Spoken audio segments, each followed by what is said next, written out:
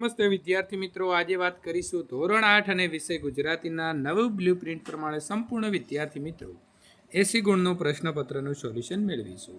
એ પહેલાં ચેનલની અંદર પ્રથમ વખત આવ્યા છો તો વિદ્યાર્થી મિત્રો ચેનલને ખાસ સબસ્ક્રાઇબ કરવા નમ્ર વિનંતી છે।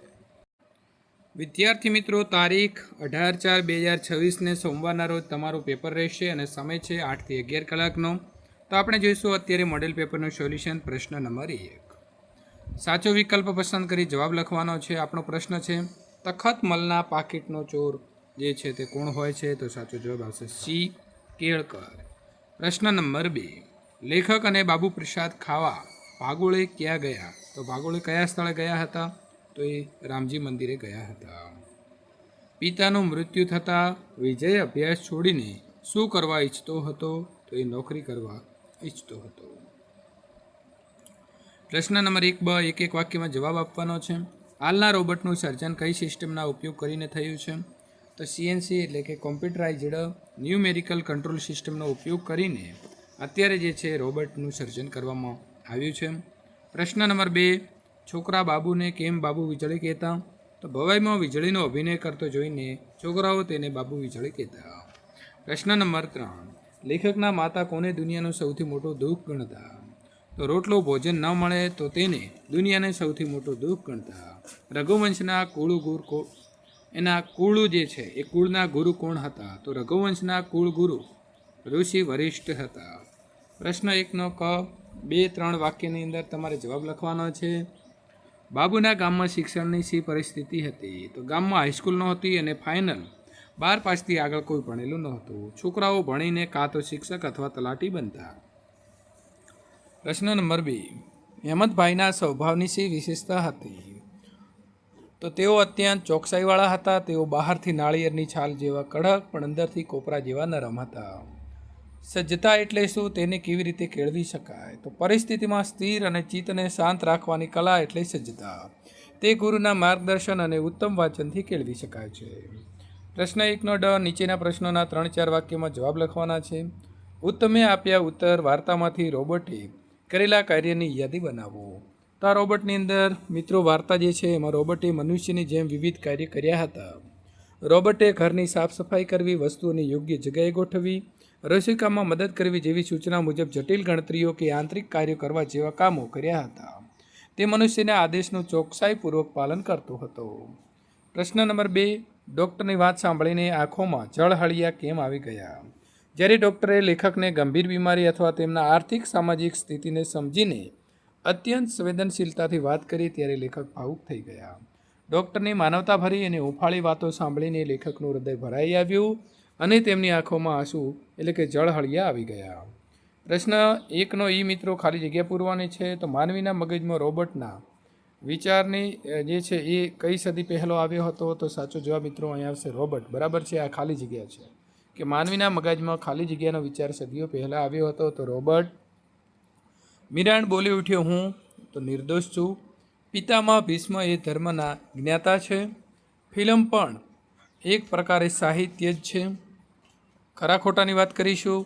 બાબુ ગોદડું ઓઢીને વાંચે તો જ તેને યાદ રહેતું હતું, ખરું? લેખકનું ઘર બહુ સગવડવાળું હતું, તો ખોટું? પ્રશ્ન 2 મિત્રો સાચો વિકલ્પ લખવાનો છે। કવિ અડધી પડતી રાત મળે તો શું રમવાનું કહે છે? તો ઝાકળ રમવાની વાત કરે છે। કવિ ચિત્તમાં શું ધરવાના બદલે શ્રી કૃષ્ણનું ધ્યાન ધરવાનું કહે છે? તો મિત્રો ચિંતા। જીવનરૂપી દરિયામાં ક્યારે વરસાદ વરસે છે? તો આવશે વાવણીના સમયે। પ્રશ્ન 2નો બ એક એક વાક્યમાં ઉત્તર લખો। કવિ આંબાવાડીએ જવાનું કેમ કહે છે? તો કવિ આંબાવાડીએ આવળ બાવળની રમત રમવા માટે જવાનું કહે છે।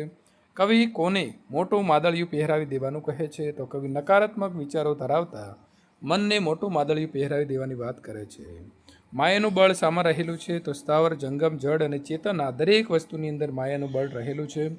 વાવી ઉજાગરો, કાર્ય મુજબ માળો બાંધવા એ શાનું પ્રતીક છે? તો માળો બાંધવો એ માનવીય શ્રમ અને સર્જનાત્મકતાનું પ્રતીક છે। 5મું, જીવનરૂપી દરિયામાં શું વહે છે? તો જીવનરૂપી દરિયામાં નવરંગી સંગીત અથવા તો ગાન વહે છે। પ્રશ્ન 2નો ક 2-3 વાક્યમાં ઉત્તર લખો। ઝાકળ કયા સમયે રમવાનું છે અને કેમ? તો ઝાકળ અડધી પડતી રાતે રમવાનું છે, કારણ કે તે સમય પ્રકૃતિ શાંત હોય છે અને ઝાકળના બિંદુઓ સાથે રમવાનો આનંદ પણ અનેરો હોય છે। ચિત્ત તું સિદ્ધને ચિંતા ધરે એવું શા માટે કહ્યું છે? તો કવિ કહે છે કે આ જગતમાં જે કંઈ પણ થાય છે તે ભગવાન શ્રી કૃષ્ણની ઈચ્છાથી થાય છે. તેથી માણસે નકામી ચિંતા છોડીને પ્રભુનું ધ્યાન જે છે તે ધરવું જોઈએ. ખાલી જગ્યા પૂરવાની છે મિત્રો. પેલું છે ચાલ મજાની આંબાવાળી આવળ બાવળ રમીએ. ધણીનો ધાર્યો મનસુબો હર બ્રહ્માથી ન ફરે રે. ફૂલોમાં શણગારી મખમલિયા વાયરે તીર તીર ગાઉનો રાખ્યો છે ગાળો. દરિયામાં છલખાય છે નવરંગી ગાન. મિત્રો જોડકા જોડવાના છે તો અહીં કૃતિ અને સાહિત્ય પ્રકાર આપ્યા છે. ઉત્તમે આપ્યો ઉત્તર તો વિજ્ઞાન કથા છે.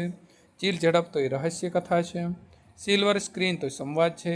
વચ્ચે માંડી અમારી વાત તો એકોકિત છે.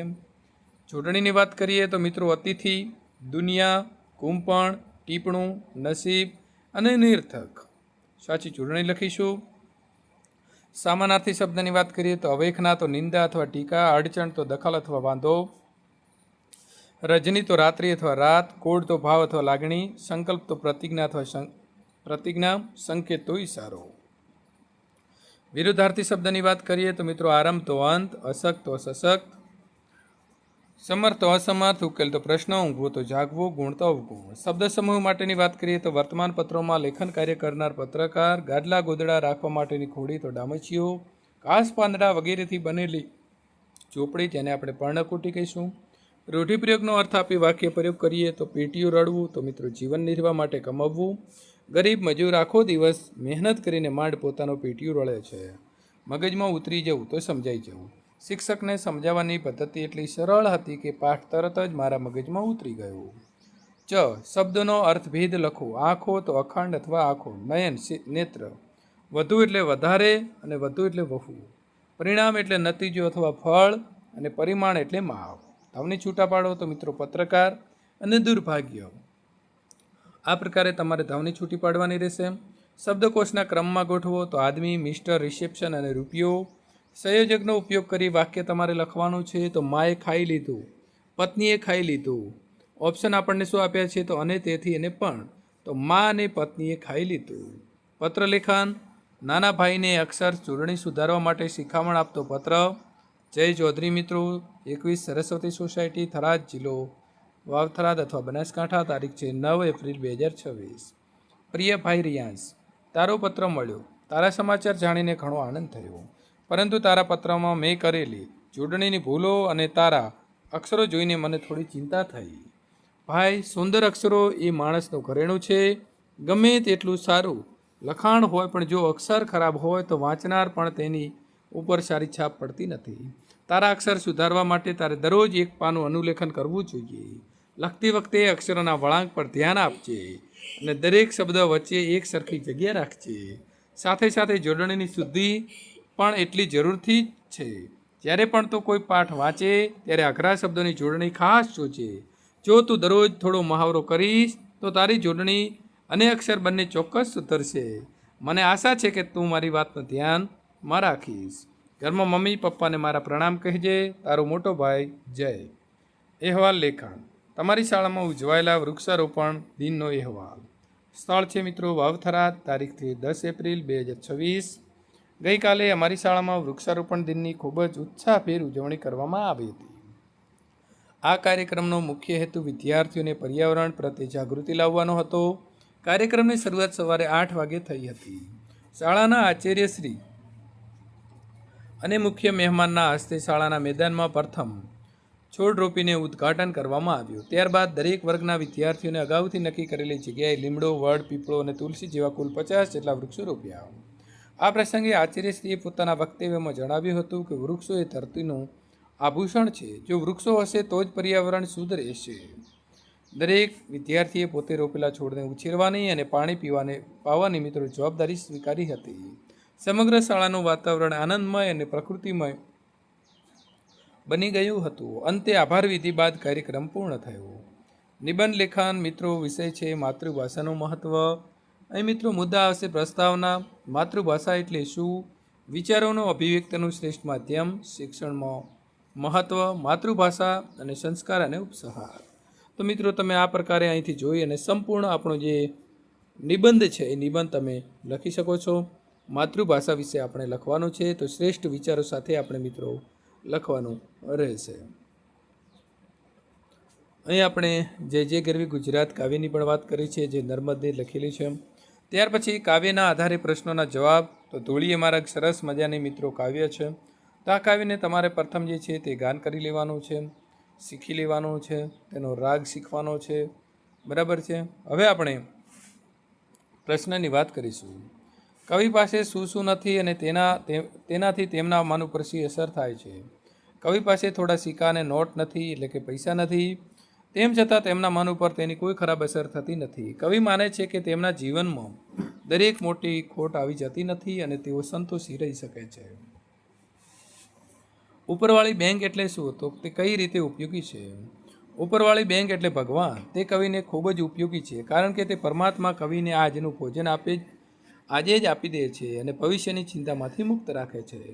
સોનાની તો સાંકડી ગળી એટલે શું? તો સોનાની સાંકડી ગળી એટલે ધન દોલત મેળવવાનો લોભી માર્ગ. આ માર્ગ સંકુચિત છે, કારણ કે ત્યાં સ્વાર્થ હોય છે અને માણસ વચ્ચેનો પ્રેમ કે માનવતા ઓછી જોવા મળે છે. કવિને ધૂળીએ માર્ગ કેમ ગમે છે? તો મિત્રો આપણે સંપૂર્ણ જવાબ આપી દીધો છે. કાવ્યમાંથી નીચેના શબ્દના વિરુદ્ધાર્થી શબ્દ લખો. તો ધરતી તો આભ, અમીર તો ગરીબ અથવા રાખ. કાવ્યને મિત્રો યોગ્ય આપણે શીર્ષક આપીએ તો ધૂળીએ માર્ગ.